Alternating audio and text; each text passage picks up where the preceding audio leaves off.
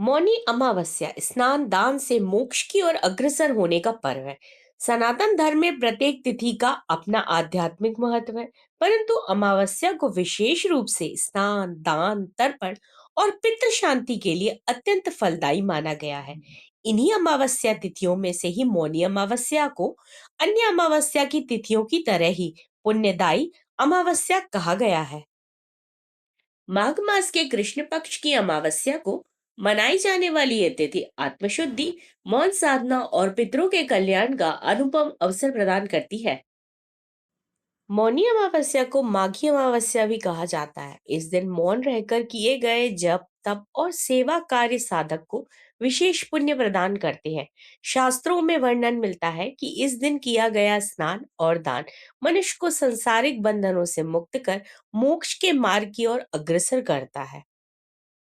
मौनी अमावस्या कब है? अमावस्या तिथि का प्रारंभ जो है वो 18 जनवरी को 12 बज के 3 मिनट यानी आधी रात के समय शुरू होगा और 19 जनवरी को 1 बज के 21 मिनट यानी देर रात तक चलेगा।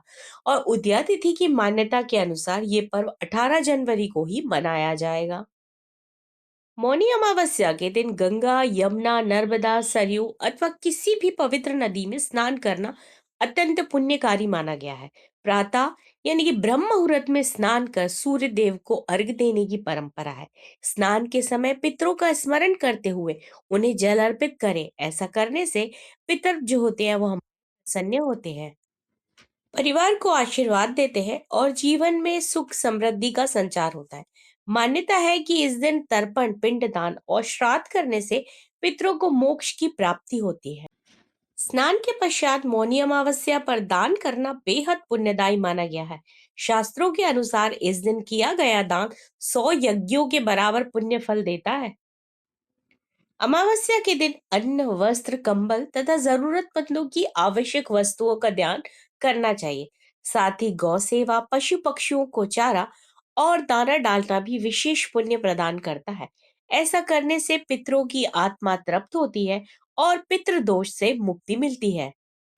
चलिए तो अब हम जानेंगे कि उस दिन हमें किन बातों का ध्यान रखना चाहिए।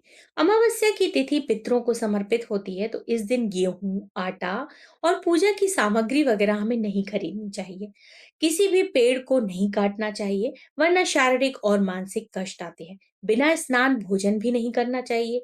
झूठ, क्रोध और विवाद से तो बचना चाहिए। द्वार पर आए हुए किसी भी भिखारी को खाली हाथ ना भेजें। मांस मंदिरा का सेवन ना करें। बाल और नाखून ना काटें। किसी का अपमान ना